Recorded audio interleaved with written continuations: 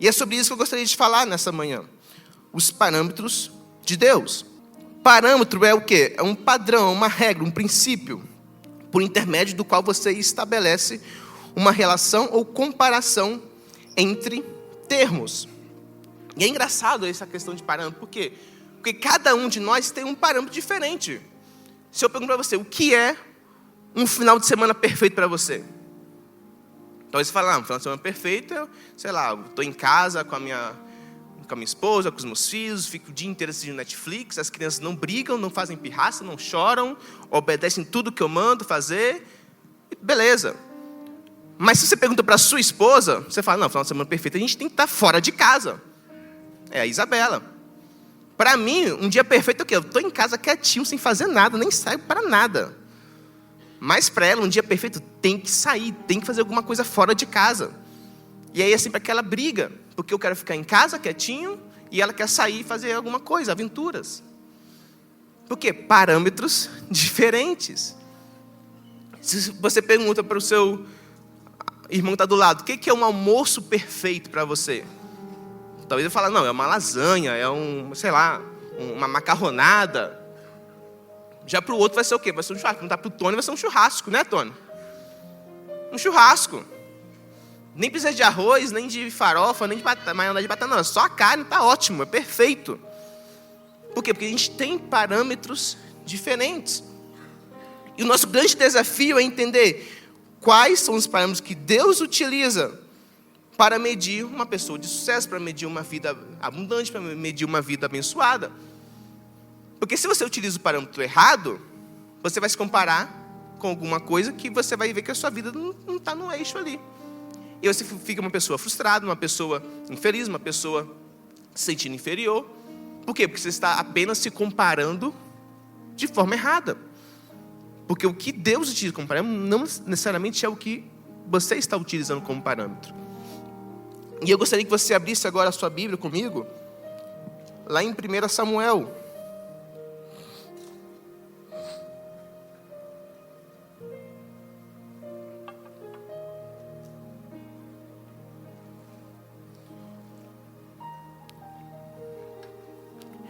Primeira Samuel, versículo 16. Nós vamos ler uma história muito famosa, que muitos de vocês devem conhecer, que é quando Deus vai ungir Davi como rei. 1 Samuel vai contar a história do primeiro rei de Israel, que foi Saul. O povo estava pedindo por um rei, e Deus vai e levanta Saul. Só que você voltar ali alguns capítulos, você vai ver que Saul desobedeceu a Deus. Deus tinha mandado Saul matar todo mundo lá, e ele resolveu matar quase todo mundo. Deixou o rei vivo e deixou os melhores bois e as melhores ovelhas vivas. E por causa dessa desobediência de Saul, a Bíblia fala que Deus rejeitou Saul. E aí, a partir daquele dia, o espírito saiu de Saul, e aí Deus teve que levantar um novo rei. E aí foi quando Deus escolheu ungir Davi. E em 1 Samuel 16, nós vamos ler essa história. Se você puder abrir a partir do versículo 5. Então, Deus vai chamar a atenção do profeta Samuel, porque Samuel estava remoendo ainda, estava triste porque Deus tinha rejeitado Saul. Samuel ainda estava meio que chateado com Deus, porque Deus tinha rejeitado. E aí Deus, no versículo 1, você vai ver que Deus vai falar, por que você ainda está chateado com essa história? Vira a página, vamos para frente, eu já rejeitei Saul, e agora eu preciso ungir um novo rei. E aí, Deus manda Samuel ir até a casa de Jessé. Vamos ler a partir do 4. Samuel fez o que o Senhor Deus havia mandado e foi a Belém. Quando chegou lá, os líderes da cidade foram tremendo, encontraram e perguntaram, a sua visita de paz? Versículo 5, sim, respondeu ele. Eu vim oferecer um sacrifício a Deus, purifiquem-se e venham comigo. Ele mandou que Jessé e os seus filhos se purificassem e os convidou para o sacrifício. E quando eles chegaram, Samuel viu Eliabe, um dos filhos de Jessé, e pensou, este homem que está aqui na presença de Deus, o Senhor, certamente é aquele que o Senhor escolheu. Mas o Senhor disse, não se impressione com a sua aparência, nem com a altura deste homem. Eu o rejeitei porque não julgo como as pessoas julgam. Elas olham para a aparência, mas eu vejo o coração. Versículo 8. Então Jessé chamou o seu filho Abinadab e o levou a Samuel. Mas Samuel disse: este também não foi escolhido pelo Senhor. 9. Aí Jessé trouxe seu outro filho, Simeia, ou Samar, algumas outras traduções. E Samuel disse: o Senhor Deus também não escolheu este. Assim Jessé apresentou a Samuel 7 dos seus filhos. E Samuel disse: o Senhor Deus não escolheu nenhum destes. Versículo 11. Perguntou a Jessé: você não tem mais nenhum filho? E Jessé respondeu: tenho mais um, o caçula, mas ele está fora, tomando conta das ovelhas. Então mande chamá-lo, disse Samuel. Nós não vamos oferecer o sacrifício enquanto ele não estiver aqui. Aí Jessé mandou buscá-lo. Era um belo rapaz, saudável, de olhos brilhantes. E o Senhor disse a Samuel: é este mesmo, unja-o. Samuel pegou o chifre cheio de azeite e ungiu Davi na frente de seus irmãos. E o Espírito do Senhor dominou Davi, e daquele dia em diante ficou com ele. E Samuel voltou para Ramá. E aqui nós temos algo muito interessante.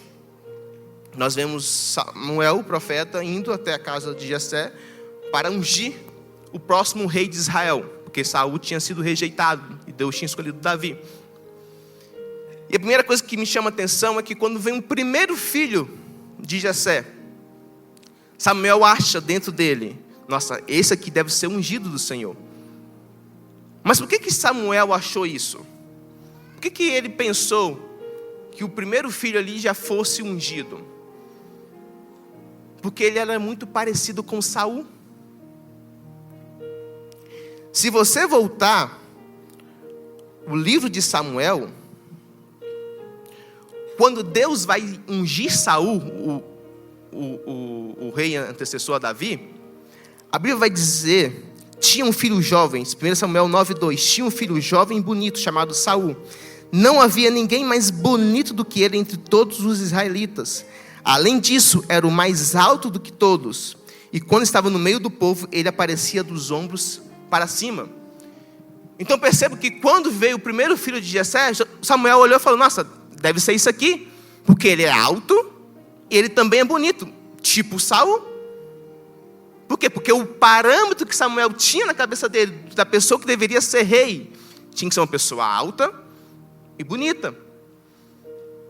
Só que no mesmo instante que Samuel pensou: não, deve ser esse aqui, o que Deus fala? Não se impressione com a aparência e nem com a altura deste homem, porque você está enxergando o externo, o exterior, mas eu não enxergo como você. O meu parâmetro não é igual ao seu. O meu parâmetro está dentro, no interior da pessoa. Então nós vemos Samuel achando que Deus estava utilizando o mesmo parâmetro que ele tinha utilizado lá atrás, lá no capítulo 9, quando Deus escolheu Saul. E Deus fala: Samuel, ei, para de olhar para a aparência. Eu sei que ele tem talvez até a mesma altura, eu sei que ele talvez até mais alto que Saul, não sei. Eu sei que ele também tem boa aparência, mas eu o rejeitei porque eu não estou vendo o exterior mais, eu estou vendo agora o interior. O meu parâmetro mudou. O meu parâmetro agora não é mais a aparência física, não é mais a altura, não é mais a beleza. O meu parâmetro agora é o interior. E essa palavra interior vai falar sobre, outra tradução vai falar o coração, né? Deus está olhando para o coração. Homem interior, mente, vontade, coração, alma, inteligência, a parte interior. O coração do homem, a mente, o conhecimento.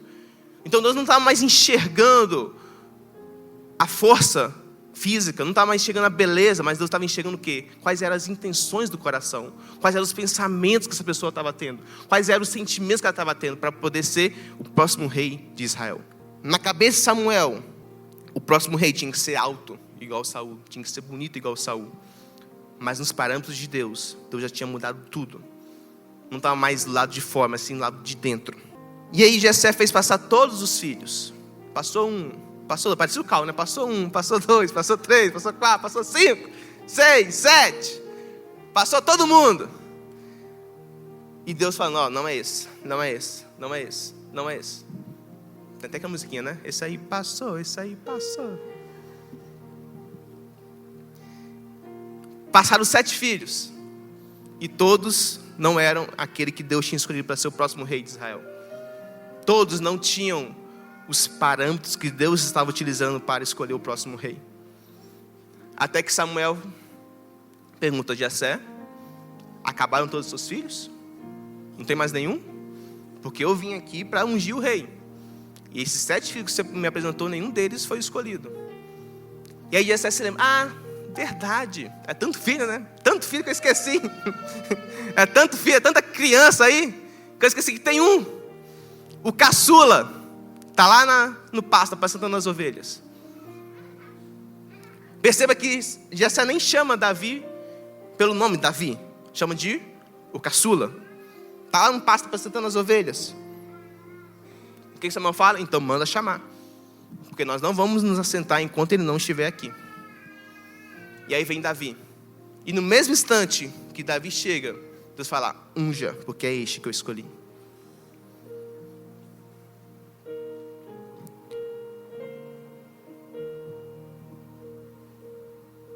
Unja, porque é este que eu escolhi. No parâmetro de Samuel, não era Davi. Mas no parâmetro de Deus, Davi era o escolhido. E eu não sei quais são os parâmetros que você está utilizando, mas eu quero dizer que no reino de Deus, Deus meio que gosta de inverter os parâmetros. Quando nós estamos fracos, Ele diz que é aí que nós estamos fortes. Ele fala que Ele escolheu os loucos para confundir os sábios. É na nossa fraqueza que Ele demonstra a sua força. Deus gosta de meio que inverter, né, a lógica das coisas. No parâmetro de Deus, o maior é o menor, é aquele que mais serve. Vai entender? Eu não sei como você chegou aqui nessa manhã. Talvez você está se comparando com os parâmetros errados. Talvez você está se comparando com as pessoas erradas. Talvez você está até crendo no seu coração que você foi esquecido, que você foi abandonado, que a sua vida é uma vida de fracasso. Mas quem falou que esses parâmetros são os parâmetros corretos? Com quem você está se comparando? Quais são os parâmetros que você está utilizando para medir sucesso, para medir plenitude? Você quer ver um outro exemplo? Vamos pegar o próprio Jesus Cristo. Vamos fazer uma análise de Jesus Cristo. Tirando o fato que Ele é o Todo-Poderoso, Filho de Deus. Vamos deixar isso aqui de lado. Vamos analisar a liderança de Jesus Cristo. Demorou 30 anos para assumir o cargo de liderança. Quando assumiu, durou o quê? 3 anos. Ok, 3 anos liderando. Pode ser um sucesso. Escolheu quantos? 12. Sendo que um traiu. E na hora do aperto todo mundo meteu o pé. Ninguém falou que conhecia ele. Ficou 3 anos caminhando com os 12, ensinando, discipulando. E mesmo assim não foi suficiente. Porque quando ele morreu, ele ressuscitou. E depois que ele ressuscitou, ele teve que voltar para ensinar ainda de novo. Porque eles não tinham entendido nada. Analisando isso aí. 3 anos. As pessoas esperavam que ele iria fazer uma revolução, iria libertar o povo. Mas acabou morto. E a revolução ficou para trás. Analisando isso, você diria que foi uma liderança de sucesso? 3 anos, um traiu. Na hora do aperto, os 11 racharam fora. Ninguém apoiou, ninguém teve coragem de dizer que era discípulo. Gastou 3 anos ensinando. Mesmo assim, depois que ressuscitou, teve que ensinar de novo, porque eles não tinham aprendido nada. Olhando por esse parâmetro, cara, foi um fracasso total. Mas no parâmetro de Deus, foi o maior sucesso da história da humanidade. Porque Deus não estava usando os parâmetros humanos, terrenos. Ele estava usando os parâmetros do reino dele. E no reino dele, Jesus Cristo foi o maior sucesso de todos. Porque foi por causa da morte e da ressurreição que você está aqui sentado nessa manhã. Então não se iluda, não se fique, triste. Porque às vezes sua vida não está de acordo com o que você imaginou. Porque está de acordo com o que Deus imaginou. Não é porque você já está chegando na casa dos 30, dos 40, não encontrou ainda o seu marido, a sua esposa, não tem filho, não conseguiu terminar a sua faculdade, quer dizer que você é um fracasso. Quem falou que tem que ser assim para todo mundo? Talvez a sociedade impôs esse modelo perfeito. Não, tem que 18 anos entrar na faculdade, se formar com 23, fazer todo doutorado, pós-doutorado, PhD, não sei o quê, PPP, para depois casar, para depois ter filho, para depois pensar em alguma coisa. De acordo com os parâmetros da sociedade. Mas quem disse que esse é o parâmetro de Deus para medir sucesso na sua vida?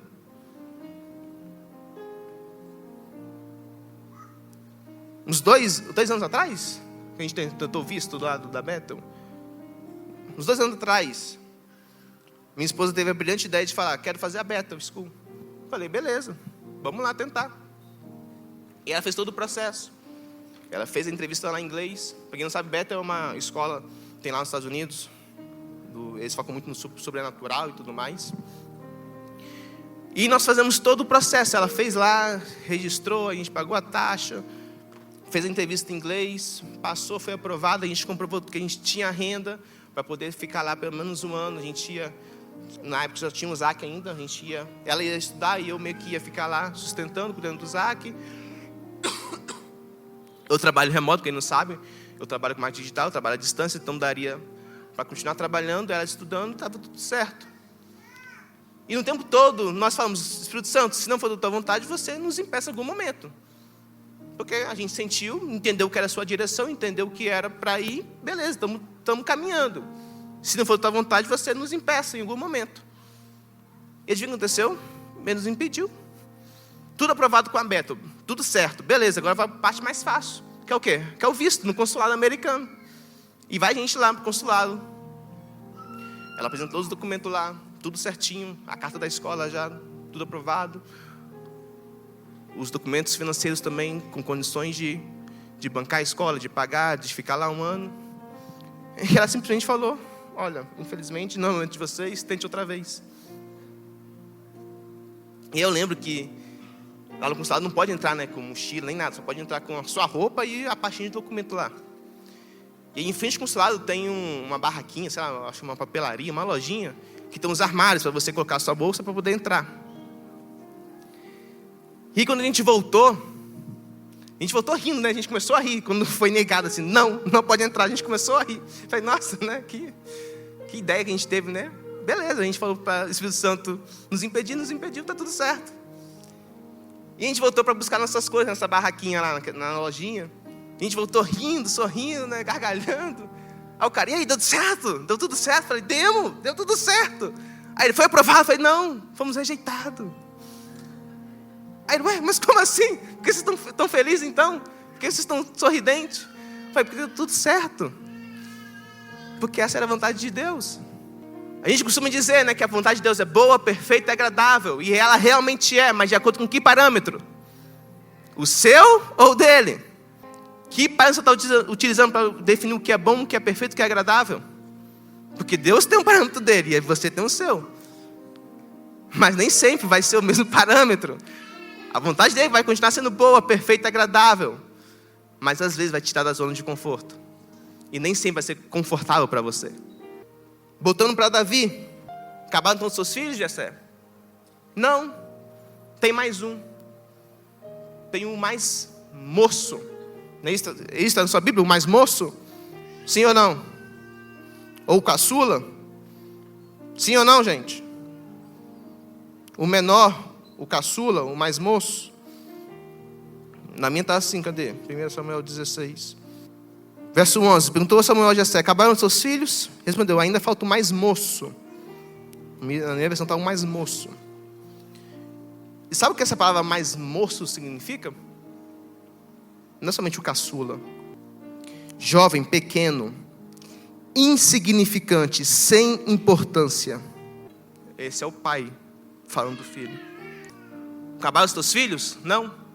Ainda tem lá o sem importância, o insignificante. Esse é Jessé, o pai, falando sobre o filho. Samuel fala: então manda chamá-lo, porque o sem importância é muito importante para mim. Nós não vamos se assentar enquanto ele não estiver aqui na nossa presença. Para você pode ser insignificante, para você pode ser sem importância, mas para Deus ele é muito valioso. Não, você não entendeu. Para Jessé podia ser insignificante. Para Jessé podia ser um menorzinho, sem importância. Mas para Deus era o mais valioso, era o mais importante de todos. Porque enquanto Davi não estivesse ali naquela mesa, eles não iam se assentar para o sacrifício. Enquanto Jessé chama Davi de moço, insignificante, sem importância, Deus chama Davi de Davi. E sabe qual é o significado de Davi? Quem que sabe? Ninguém se arrisca? Amado. Enquanto os irmãos, enquanto o próprio pai estava chamando Davi de insignificante, de sem importância, de um menosprezado, Deus estava chamando Davi de amado. Ei, manda chamar o amado, não o sem importância, não sem insignificância. Não, manda chamar o meu filho amado. Para você pode não ter importância, mas para mim ele é muito importante. Fique de pé no seu lugar. Feche seus olhos. Eu não sei como você entrou por essa porta aqui nessa manhã. Eu não sei se você entrou aqui se sentindo o menor, o sem importância, o insignificante, o menosprezado, o esquecido. Eu não sei quais são os parâmetros que você está utilizando para medir o que é uma vida de sucesso. Qual o parâmetro você está utilizando para medir um casamento de sucesso, uma vida profissional de sucesso. Talvez você entrou nessa manhã se sentindo menosprezado. Mas Deus te trouxe aqui para dizer: ei, por mais que as pessoas digam que você é o menor, por mais que as pessoas ao seu redor digam que a sua vida é um fracasso, eu estou aqui te dizendo que você é muito amado, que você é muito importante para mim. Porque eu não estou olhando para o exterior, não estou olhando para o que você conquistou, eu estou olhando para o seu coração. E o seu coração para mim é muito importante, é muito valioso. Deus não está olhando para o que você é capaz de fazer, Deus está olhando para quem você é.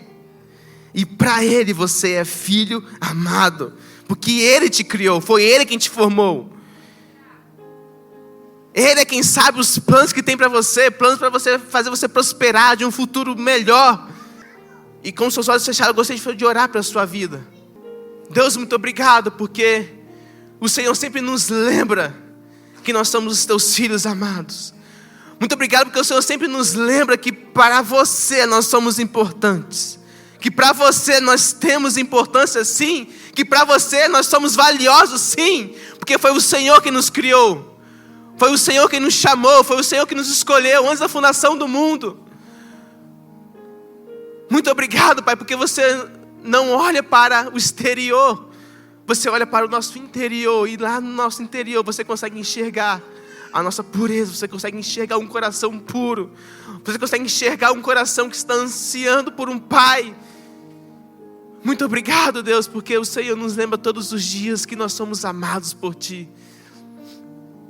E por mais que às vezes nós nos comparamos com as pessoas erradas, com as coisas erradas, o Senhor nos traz aqui nessa manhã para nos lembrar que nós somos Teus filhos, Deus. E que está tudo certo, porque o Senhor sempre vai fazer dar certo.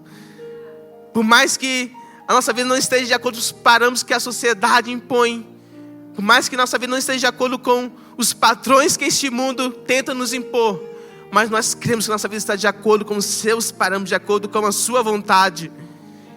Nós cremos, Deus, que o Senhor é capaz de fazer muito mais do que nós podemos pedir ou imaginar, Deus. Por isso que nós cremos e confiamos em Ti, Pai. Porque em Ti nós podemos confiar. Em Ti nós podemos, ó Pai, depositar toda a nossa ansiedade, todas as nossas preocupações, todos os nossos problemas, ó Pai. Porque o Senhor sabe como lidar com cada um desses, ó Pai. Muito obrigado porque o Senhor continua a nos chamar de amados, de filhos, de importantes, de valiosos. Mesmo que o mundo diga ao contrário, mas para o Senhor nós continuamos sendo seus filhos amados, Deus. Muito obrigado, Pai. Se você crê nisso, comece a aplaudir ao Senhor. Muito obrigado.